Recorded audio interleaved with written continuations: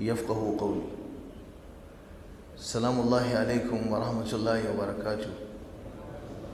يوم 26 ko da 7 ga watan Rabi'ul Awwal shekara ta 1441 hijiriya da 2 hijiriya, wanda shine 12 ga watan 11 ko miladiya. Ina farin cikin kasancewa ta wannan masallaci na An-Nur a cikin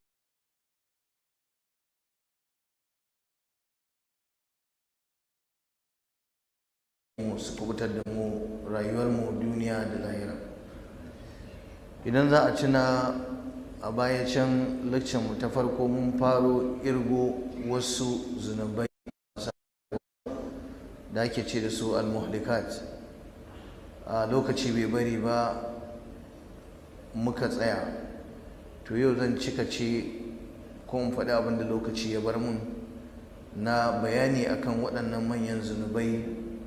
Wani lokacin ka ce da su muhlikat, wani lokacin ka ce da su al-kaba'ir, wani lokacin ka ce da su al-mubiqat. Wanda abin tausayi shine shari'ar musulunci ta ambace su da abubuwa ne masu halakarwa, amma kuma akwai hannun musulmi tsundum a cikin aikata waɗannan abubuwa. Wani lokacin ma mutane suna aikata irin wannan abun da sunan addini ko ma neman kusanci da Allah tabaraka wa ta'ala. Daga cikin waɗannan laifuffuka masu halakarwa akwai abin da ya shafi harka ta sihiri da tsafe-tsafe. Abinda nake so in ce hukuncin shari'a dangane da mu'amala da sihirce-sihirce da kuma tsafe-tsafe da soki burutsu da zuwa gidajen bokaye da matsafa. Me musulunci ya faɗa a kai don mu kafa wa kanmu da kanmu hujja, kuma mu san me za mu fuskanci Allah da shi. Abu na farko dai, wajibi ne duk mutum musulmi ya sani cewa ba wanda ya isa ya baka wani abu in ba Allah ba. Kar ka yaudari kanka, kar ka bata kanka lokaci, kuma ba wanda ya isa ya hana ka wani abu in ba Allah ba. Duk abin da ka samu ko meye shi, to wallahi Allah ne ya baka, ko ka roƙe shi ko bai roƙe ka ba. Kuma duk abin da ya kubuce maka baka same shi ba, to ka sani Allah ne ya hana ka shi, kuma ko ka sani ko baka sani ba. Abu na biyu, ɗan adam fa ba shi da tasiri dangane da tura ka gaba ko ya maido ka baya ko ya maka wata hanya ko ya toshe maka wata hanya. Duk wani abu da kake tsammanin ɗan adam zai iya maka bai isa yi ba, illa an yasha Allah, sai dai in Allah ya ga dama. Mulki ne, sarauta ne, arziki ne, lafiya ne, wani abu kake nema na kasuwanci ko wani abu na aiki ko ma me da ka sani, wallahi dan adam ba shi da hannu a kai in ba Allah ya ga dama ba. To kaga ka rike Allah a matakin farko shine yafi maka kyau. Abun bakin ciki, abun tashin hankali da damuwa shine yadda wannan al'umma yau ta tsunduma cikin harkar sihirce-sihirce da tsafe-tsafe. Yau idan mutum yana neman wani abu bai yadda ya tashi ya yi sallah ya gaya wa Allah ko ya sa bayan Allah na kwarai su taya shi addu'a ba, sai ya kama tsafe-tsafe da sihirce-sihirce da kame-kamen kafar da ba za ta kai shi ko'ina ba. Akwai abin da ake ce da shi as-sihru a larabci, ana nufin wato yana ɗaukan ma'anoni da yawa. Wato literal meaning na as-sihr shine al-khida', yaudara. In an ce as-sihru lughatan ana nufin al-khida'u, yaudara. Kaji sunan sihiri. Duk wanda ya jefa kansa cikin sihiri ko aka yi masa ko yayi wa wani, to ya zama mayaudari ko kuma wanda aka yaudare shi. Akan ce da shi as-sar'u, akan ce da shi al-istimalatu, akan ce da shi at-tamwihu. Duk wannan sunan sihiri ne a larabci. A istilahin malamai, technical meaning na sihiri shine wato wasu kulle-kulle ne, uqad da tofi da ruqa da wani zance, uqat wa ruqa wa kalam.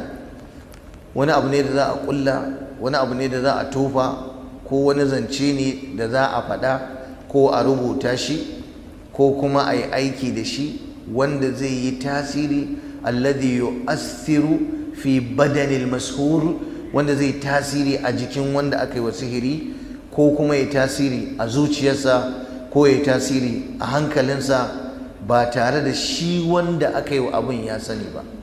Yanzu idan aka yi ma sihiri in ya cika kurin sai kaga ka tashi daga nan ka kama hanyar tafiya, sai ka kama hanyar Lagos kai ta tafiya baka san inda kake zuwa ba, kuma a zahiri in an ganka lafiyar ka kalau. Idan an maka sihiri zaka iya zuwa wani wuri baka san kaje ba. Idan an maka sihiri zaka iya faɗan maganar da baka yi niyyar faɗanta ba. Idan an ma sihiri ya cika zaka iya ɗaukan biro da takarda ka rubuta abin da ake so ka yi ba tare da ka sani ba. Idan an maka sihiri wanda bai kai ka ba zai iya baka umarni kuma dole ka bi. Za mu ba da misalai a kansu. Na faɗi wannan ne don ku gane shi daman ainihin sihiri wato kautar da mutum ake daga normal ɗabi'arsa, normal rayuwar ɗan adam yadda yake, sai a canja maka yanayinka, sai a mai da kai wani yanayi na daban wanda za a rinka sarrafa ka kamar remote control ne.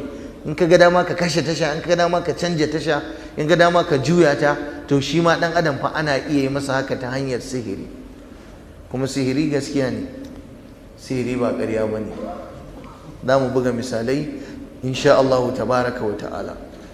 Sihiri yana da illa. Akwai wanda yake kashe mutum, hakan yi mutum tsafi a kashe shi murus ba tare da an sa ma kunamar bindiga an harbe ka ba, ba tare da an sa ƙatti sun maka duka ba. Kurin idan an yi abin in ya ci ka to sai ka mutu. Akwai wanda za a sa ka ci wani abin, akwai wanda za a sa ka sha wani abu, akwai wanda za a sa ka tsallaka wani abu, akwai wanda za a sa kuma ka je wani wurin, kana zuwa zancen ka ya ƙare. Akwai wanda za a sa maka rashin lafiya, sihiri ne malam, ka ta magani a iya rayuwarka, kuma ka je likita duk gwaje-gwajen da za su ce wallahi ba su ga komai ba, ka ta ciwo a kasa gane me yake damunka, a duba a gani kuma ba aljani bane a jikinka, kuma duk wata na'ura da za a iya gwada lafiyarka an gwada an ga komai naka yi normal, amma kai ka san bala'in da kake ji. Duk wannan nau'i ne na sihiri. Akwai wanda ake raba mutum da matarsa ko a hana shi kusantar matarsa. Mutum ya zo da lafiyarsa da ƙarfinsa da komai, sai ya zo ɗakin matarsa, yana zuwa ɗakin matarsa sai ya zama ba namiji ba. Wannan kuma in mun zo bayani dangane da makirce-makircen mata da ƙulle-ƙullen da mata suke wa mazajensu da harka ta kishiya da kishiya, to za mu buga misali akan wannan. Amma in ka je ɗakin wata sai ka ga lafiya ka ƙalau. Akwai matar da ta ce da zarar girkinta ya dawo sai ta kama jini, jini zai ta zuba caba-caba, amma yana tafiya jinin ya ɗauke. Akwai wanda kuma zai zo ba ita bane ba, shi ɗin ne, yayi duk abin da zai yi, duk abin da za a tashi sha'awarsa, wallahi talla ba za a tashi ba, ba za ta tashi ba, kuma bai zai iya komai ba, zai iya ɗaukan shekaru bai kusanci matarsa ba. Shi ma wannan nau'i ne na sihiri. Akwai wanda yake ana yi a raba mutum tsakaninsa da mai gidansa, ko a raba ka tsakaninka da mahaifinka ko da shugabanka a ofis ko wani abu makamancin wannan, ko kuma akwai wanda za a haɗa ka da shi faɗa, akwai wanda za a raba ka da shi ku rabu, farraku kenan. Akwai wanda kuma za a haɗa ka faɗa da shi ku ta faɗa haka kawai, ya ji yana ƙinka ko ka ji kana ƙinsa ba ka so. Akwai wanda za a kore ka a garinku haka kawai ka ji ba ka son zaman garinku. Akwai wanda za a raba ka da aikinka haka kawai, aikinka ba korarka aka yi ba, ba ƙarancin albashi ba, ba komai ba, haka kawai ka ji aikin ya fita a ranka, kawai ka tafi ka bar shi. Akwai wanda za a hana ka zuwa kasuwa lafiya ƙalau, amma wallahi sai ka ji ka tsani zuwa kasuwar nan. Akwai wanda ake sa mutum ya so abin da baya so, akwai wanda ake sa ya ƙi abin da ya kamata ya so shi. Akwai sihirin da za a sa ka ƙi 'ya'yanka ne da ka haifa amma kai ta gaba da su. Akwai kuma wanda za a sa maka ka je kai ta son wani wanda bai kamata ka so shi ba, shi ne zai amfana da kai. Duka wannan kaga an ɗauke ka daga normal rayuwarka, an ɗora ka akan wani tsari da baka san shi ba, kuma ba dole ne fa ka gane an maka sihiri ba. Za ka yi ta mu'amalolinka in an ce ma kaza ma suke ta faɗa, kai gani kake a daidai kake, amma matanka sun san ba daidai kake yi ba, kuma yaranka sun san ba daidai kake yi ba, kuma 'ya'yanka sun san ba daidai kake ba, amma an hana ka ka gane ma cewa kana da matsala ma. Duka fa a cikin irin wannan ƙazantacciyar rayuwar muke. Kurin in mutum yana da neman wata biyan bukata a kanka, to sai je jefa ka cikin wannan bala'i. Kuma wannan akwai ma'aikata da suke wannan aiki. Mutane ne za su zauna a gida, mutum ya riƙe dogon carbi da ya fi naka, wataƙila yana da gemun da ya fi naka, wataƙila ma ka gan shi da kayan littattafai, ya nuna shi na Allah ne, mai tsoron Allah ne, amma duk wannan tsiyatafin shi za a ba wa kuɗi ya yi. Akwai wanda sai an yanka dabba, ko a yanka dabba da ta halatta a ci, ko kuma a yanka dabba da ta haramta a ci. Akwai sihirin da karnuka za a kawo a yanka, kuma ta ƙeya za a yanka su. Akwai wanda jaki za a sa ka nemo baƙin jaki a yanka shi ta ƙeya, a tsiyayi jinin a haɗa maka da shi, a je ka yi abin da za ka yi. Da za mu buga misali a cikin maganinmu insha Allah. Waɗannan kullu hadhihi al-ashya waqi'atun bayna as-sahir wa shaytan, suna faruwa ne tsakanin wanda yake sihiri da kuma shaytan. Dole idan za a yi sihiri sai an hada da shaytan a ciki, sai an hada da aljani a ciki. Kuma dole ne idan matsafi zai yi tsafi, to baya cin nasara akan tsafin da yake yi sai in yayi da'a wa shaytanin da yake tare da shi. Ba mamaki shaytan din ya sa shi matsafin ya aikata wasu abubuwa na shirka ko kuma na kafirci. A iya sa ka rinka sujjada wa wani Allah don a biya maka bukatarka. A iya sa ka sha jini da Allah ya haramta. Wannan malamin da zai tsafin kenan, sai a sa ya bauta shi nan. Akwai wanda aka sa shi ya sariyar da la'asar ɗinsa, sallar la'asar ɗinsa a duniya, alkawarin da suka yi da aljanin da zai rinka masa aiki na sihiri da tsafi, cewa ka daina yin sallar la'asar har abada, kuma ya yarda kuma baya yi. Akwai wanda shi kansa din za a bashi wani lakani na sihiri, duk salloli zai yi, amma an hana shi yin sallar isha'i, ba za ka taɓa ganin sa yana sallar isha'i ba. Akwai wanda gaba ɗaya shi kuma alwala ake hana shi. Za a yi sihiri, ba kana neman biyan bukata ba, to za a biya ma bukata, amma kuma kai ba alwala gaba ɗaya a rayuwarka. So duk sallolin da za ka yi ba alwala za ka yi su, ko a Makka ko a Madina ko a ina ba za ka yi alwala ba. Duka wannan ina gaya muku, mutane ne suke zaune a gidaje suke sa 'yan uwansu suna wannan dan neman biyan bukata ta duniya. A larabci akan ce alkahana, akan ce kuma al'arrafa, kamar yadda ya zo a cikin hadisi, man ata kahinan aw arrafan. To me bambanci tsakanin alkahanatu da al'arrafatu? Malamai suka ce duk abu ɗaya ne, da alkahana da al'arrafa duk ana nufin bokanci. Abinda nake so na ce da ku, galiban sihiri ana yin sa ne, ana mu'amala da bokaye. Dole sai an yi mu'amala da boka. Akwai wanda baya wasa da sha'anin boka a cikin sha'anin rayuwarsa gabaki daya. Wasu suka ce alkahin shine mutumin da zai zo ya baka labari, alladhi man yata'ata huwa alladhi yata'ata al-khabar an al-kainat, wanda zai baka labari akan abubuwan da za su kasance fi mustaqbali zamani, a nan gaba. Idan an ce alkahinu, wanda zai zauna ce ma za a yi kaza, za a yi kaza, za a yi kaza, za a yi kaza, abun bai zo ba zai ce maka kuma za a yi shi, kuma da taimakon Allah sai kaga abun ya faru. Kuma yana iya da'awar sanin sirrurrukan da kai baka sani ba, amma yana amfani ne da aljanu suna taimaka masa dangane da labaran da yake barwa. Malam, idan boka ya cika boka, idan ka zo bai taba ganin ka ba, zai iya nuna kai ce daga gari kaza kake, kuma ka zo ne da bukata kaza, kuma a yanzu haka babban larurar ta kawo ka kaza ne, kuma insha Allah idan ba sa'a aka ci ba sai ya dace akan abin da ya gaya maka. Kaga yana zuwa yana gaya maka wannan, ka riga ka gama hawa, sai yanda yi da kai kawai, saboda ya baka labarin abinda kai ka san bai sani ba da sauransu. An yi wani boka da in an je wajensa, malam sananne ne, ya mutu amma ba za a faɗi sunan shi ba, amma sananne ne, mashhuri ne a ƙasar Hausa. Malam, idan ka zo mai da bukata cewa zai, wallahi ko Allah baya so sai an maka, ko Allah baya so sai an maka, haka zai gaya maka. Kuma ka zauna a gaban mutumin da zai gaya maka wannan magana. Akwai wanda zai sa ka kai kisan kai don neman biyan bukatarka. Ni dinnan da nake muku magana, akwai akwai dan uwa aboki ne tare muka yarinta da shi, yana ban labari wata rana abokinsa yana neman wata kujera ta siyasa, abokanai suka ba shawara gwanda aje wurin malamai. Ka san matsalar Bahaushe, shi kullum in dai za a je neman taimako irin wannan na tsafi sai a ce wai malami, wannan kuma zalunci ne wallahi. Ya kamata ku rinka bambancewa tsakanin boka da malami, in ba ka ba an ɓata sana'ar malantar. Shi yasa kawai kowa sai ga boka ai malami ne. Akwai bokan da ko fatiha bai iya ba malami ba ne, tunda ba Qur'ani zai karanta ya maka ba hadisi zai karanta ya maka ba maganar sa Ibn Taymiyyah zai gaya maka ya maka ba, shirkiyat ɗinsa ne surkullan sa yake. Dan me zaka ce masa malami? Da suka je gurin wannan mutumi sai ya ce kujera kaza kake nema kuma zaka ci, amma sai an rasa rai.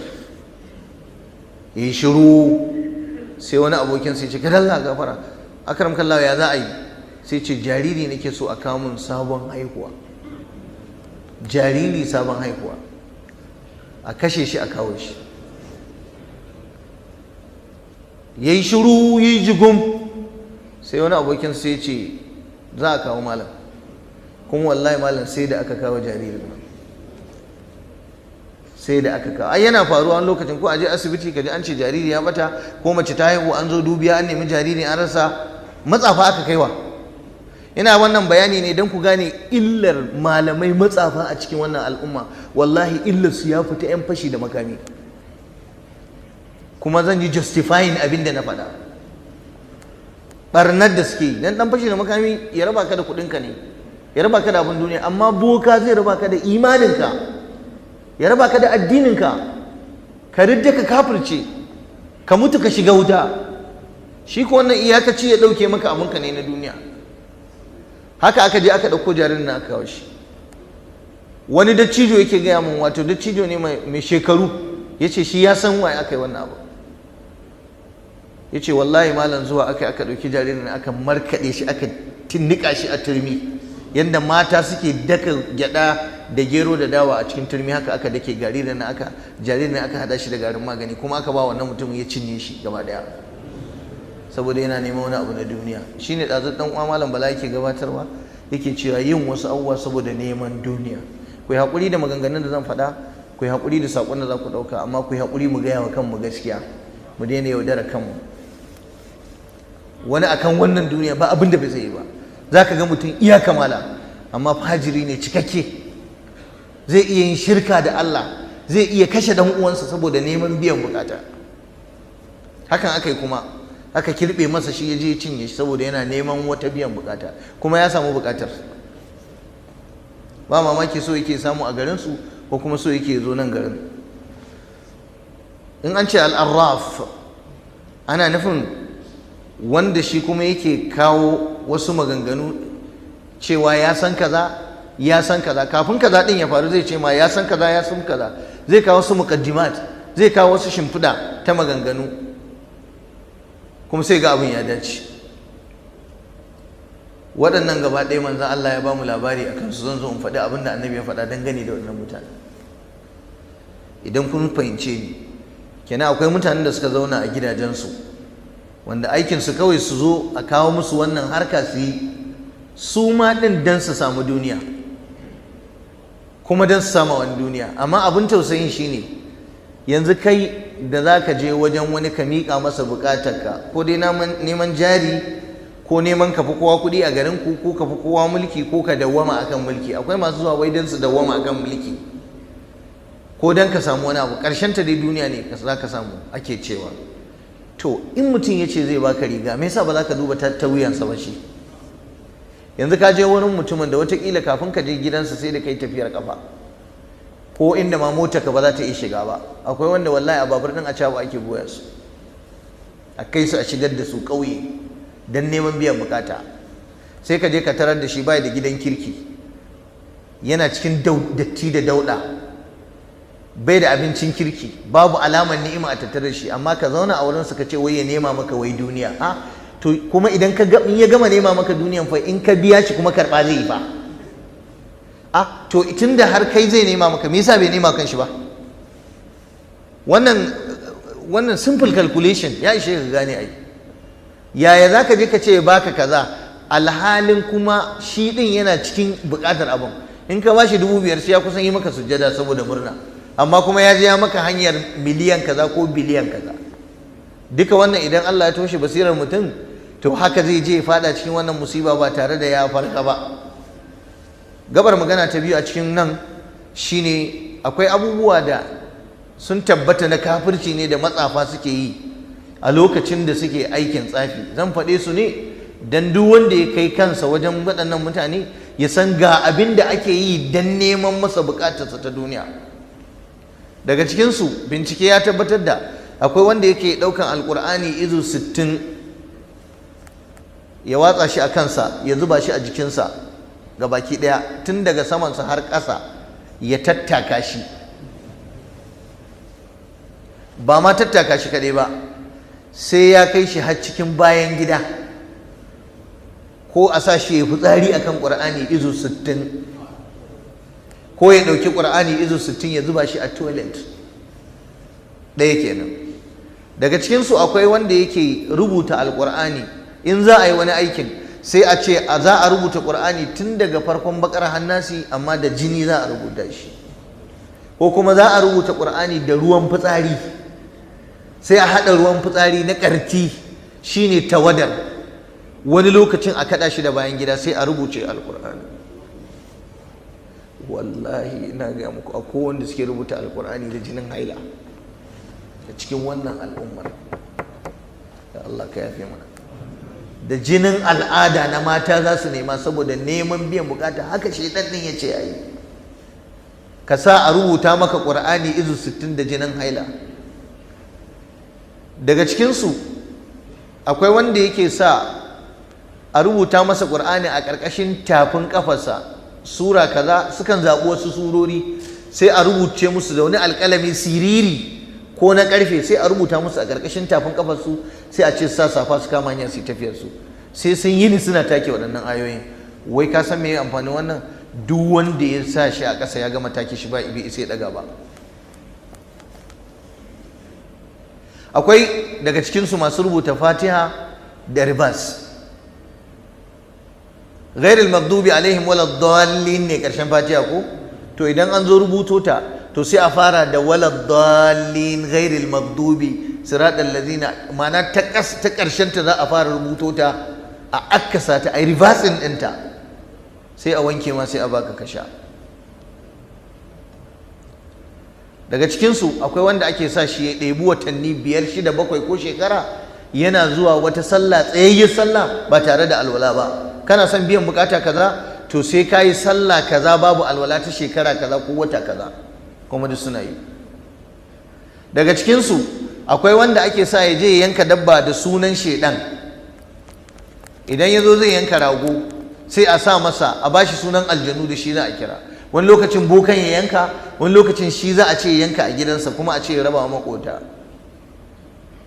Ko kuma idan ya yanka a ce kar a bari jinin ya ɗiga, ya tattare jinin gabaki ɗaya kwano, ya ɗauke shi, sannan naman kuma ya ɗauka ya kai daji waje kaza, wai aljanu za su zo su ɗauka. Sai a yanka dabba ana gani a cikin mutane babu jini ko ɗaya da ya ɗiga, sannan kuma ba wanda ya sai ci naman da za a kai wa shaidanu. Daga cikinsu akwai wanda ake sa su idan daren farin wata ya yi, to sai a sa mutum ya je ya rinka sujjada wa taurari, sai a ce ga tauraro kaza, ka je kai mai sujjada sau kaza a adadin wata kaza.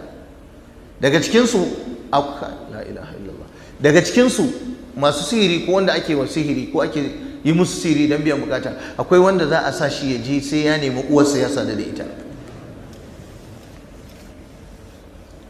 Daga cikinsu akwai wanda ake sa shi ya je ya sadu da yarsa. Laƙanin maganin, laƙanin biyan buƙatar shine dole sai ya nemi mahaifiyarsa ya sadu da ita. Kuma wannan abin yana faruwa, sai gashi wata rana an kawo mana fatawa, wani yaro ko wani matashi ya je ya tunkari uwarsa mahaifiya cikin dare, tana wani yanzu rashin kunyarka ta kai ni zaka nema? Ya rufe fuskar sa malam ya kam tsohuwar nan malam, tana ihu tana duka malam, sai da je zake masa uwarsa da ta haife shi. A ƙasar nan aka yi wannan abu. Boka ya turo shi, matsafi ya turo shi. Daga cikinsu akwai wanda ake sa shi duk dare, sai a bashi kamar karfe 3 ko 2 da rabi, lokacin da kafa ta ɗauke, sai a ce ya rinka kwabewa zigidir tsirara, yana zuwa makabartar unguwarsu, yana zuwa yana dawowa kullum, sai ya jera wata 3 yana wannan wuridin.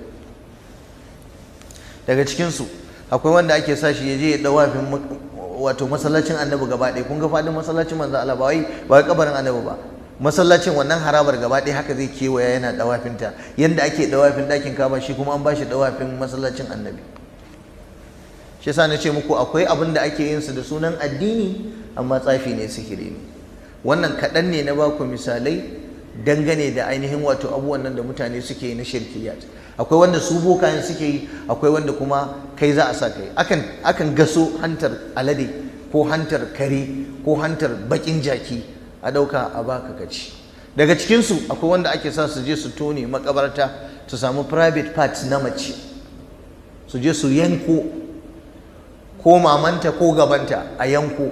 Shi kuma wannan kun san me ake da shi? Idan ana so a mallaki wai wata mace, ka mallake ta, ka hana ta sakat, kana son ta ne amma ita ba ta so, to sai a sa ka je ka yi wannan abu, kuma mutum ya sa a je a yi masa aiki. Da yawa a ƙasar nan akan haɗa baki da masu aikin makabartu, ana tone ainihin makabartu sababbin mutuwa, ana yankan gangan jikin mutane ana tsafi da shi.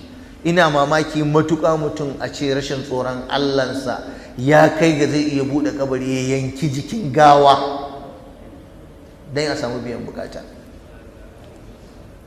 Wannan wani boka da ya zo ya tuba yake gaya mun, da bakinsa ya gaya mun.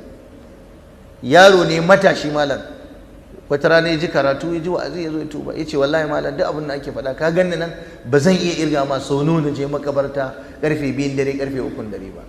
Ya ce in mun je malam bibiya muke mu samu sabon kabari, sabon binnewa, ba ma zuwa gurin tsohon binnewa don ya riɓe ya yi waye da sauransu, to nan muke zuwa muke tonewa.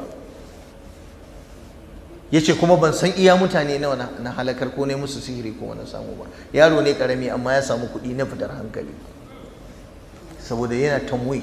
Ya ce malam idan na ga dama zan iya yi maka wani abun da dole ka yarda ma da abin da nake daidai ne. Ya ce na ce ya kuke yi? Sai ce idan mutum ya zo sai mu ce an masa sihiri ko an masa tsafi, za mu mai magani.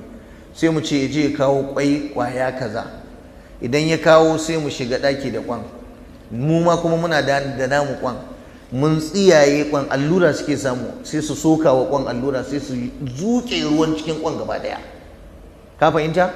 Sai su samu gashi, sai su rinka zira gashi a cikin kwan. In sun zuke sai su rinka zira gashi, suna zira gashi, suna zira gashi, suna zira gashi, zira gashi da yawa za su zira a ciki.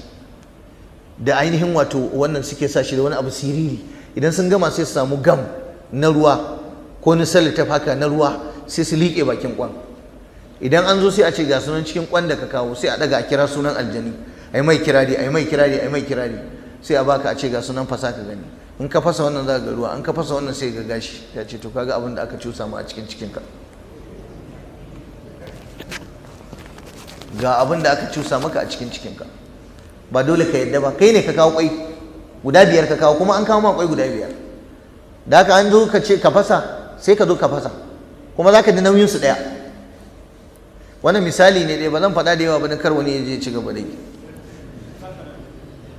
Gabar magana ta uku a cikin harkar sihiri, me hukuncin musulunci dangane da wanda ya kai kansa zuwa ga sihiri ko tsafi ko a yi masa ko yi wani. Sihiri haramun ne bila khilafin bayna ahli ilmi. Duk malaman musulunci na kwarai sun yarda cewa yin akan sihiri kafirci ne, kan mai da mutum ya zama kafiri, kamar yadda nasoshi suka tabbata cikin alqur'ani da sunnan manzon Allah sallallahu alaihi wa sallam. Allah yana faɗa cikin alqur'ani, wa laqad alimu laman ishtarahu ma lahu fil akhirati min khalaq. Sun sani cewa duk wanda ya shiga harkar sihiri, ya rungumi sihiri, yayi sihiri, to ba shi da rabo a lahira. Ma lahu fil akhirati min khalaq, a cikin suratul baqara. Malamai suka ce duk mai sihiri murtaddi ne, riddadde ne, ya bar musulunci, kamata ya a ce ya tuba. Amma abin tausayi, wasu matsafan irin wannan su ne limaman juma'a a unguwanninsu. Ya shiga rigar malanta, ya shiga rigar addini, yana wannan harkar tsafi yake yi ba daga kafa, amma ba mamaki shine limami a unguwarsu, kuma shine limamin juma'a, kuma in an mutu duk wanda ya mutu a wannan unguwar shi yake mai sallah. Ka san me? Saboda mutane ba su mai da hankali akan harkar aqida. kawai duk wanda ya wuce gaban ka kawai zaka bi shi. amma idan ka je tasha kuma zaka hawo mota sai ka nemi mai taya mai kyau, sai ka nemi mai bodi mai kyau, sai ka nemi direba mai hankali. amma tunda addini Allah ya ce ai kawai aje ayi, ba ruwanka kowaye ma zai iya jagorantar ka. to malamai suka ce murtaddi ne yustatab, fa in taba shikenan, wa illa qutil. a ka'ida da ana aiki da shari'ar musulunci duk wanda aka same shi yana harkar bokanci da tsafi kashe shi ake yi. wasu ma cewa suka yi ko neman ya tuba ma kar ai, yuqtatalu bilastitaba, ana kashe shi ne ba a neman ya tuba kwata kwata. ashabu sunan da su imamul hakim sun ruwaito hadisi, kuma hadisi sahihi. manzon Allah sallallahu alaihi wasallam yana cewa man ata kahinan aw arrafan, duk wanda ya je gurin boka, da nayi bayani irin wannan sifofi nashi, ko mai neman sanin gobe, ko mai cewa gobe da nisa. har akwai fa mai cewa wai gobe da nisa a kasar Hausa, ko kun sani me ma'ana gobe da nisa? za a biya ma bukatar ka in ya kai gobe ma yayi nisa, ba sai an yi konzalcin ubangiji ba, ba sa roƙon Allah, kawai za a yi ma, ba kaza kake so ba to za a yi. to duk wanda ya je gurin irin waɗannan, fa saddaqahu bima yaqulu, ya gaskata shi akan abin da yake faɗa, faqad kafara bima unzila ala Muhammadin sallallahu alaihi wasallam, ya kafirce da abin da aka saukar wa annabi Muhammad sallallahu alaihi wasallam, shine Qur'ani.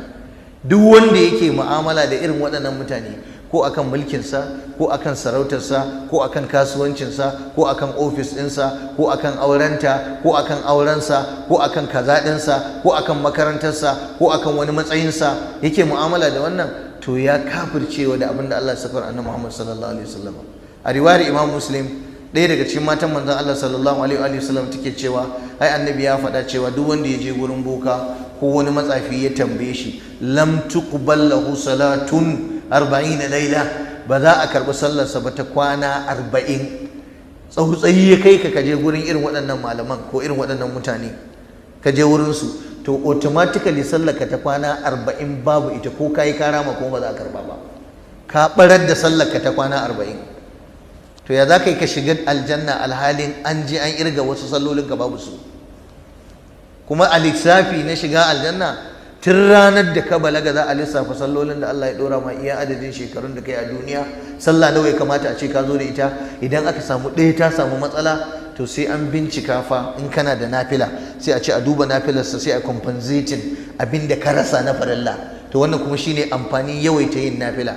haka azumin farilla ma, in aka samu ɗaya ya samu matsala, to sai a ce a duba yana da na nafila. idan aka duba, sai a ɗauko na nafilanka, na litinin ɗinka, na alhamis ɗinka, sai a compensating na farillan da ka tozartar a cika ma. idan baka da shi kuma ka shiga uku. to idan kuma kana aikata waɗannan ayyukan gabaki ɗaya, sallar ta kama a lalace take yi. kaga wuta dai ta zama dole ka shige ta. manzon Allah sallallahu alaihi wa sallam yace lam tuqbal lahu salatun 40 laila, hadisin Imam Muslim na 2230. kwana 40 Imam Muslim ya rawaito hadisi. duk wanda ya je gurin boka, ka je ko kar ka daina, ko ka daina fatan mu, ka tuba fatan mu. ko in kika je gidan boka dan neman ci gaba, ko dan neman ɗaukaka, ko dan neman mallake miji, ko na makamancin wannan, ko a hana miji kare ƙara aure, to sallake ta kwana 40 babu. a wata riwayar ta Abu Hurairah, manzon Allah sallallahu alaihi wasallam yana cewa duk wanda ya je gurin boka ya gaskata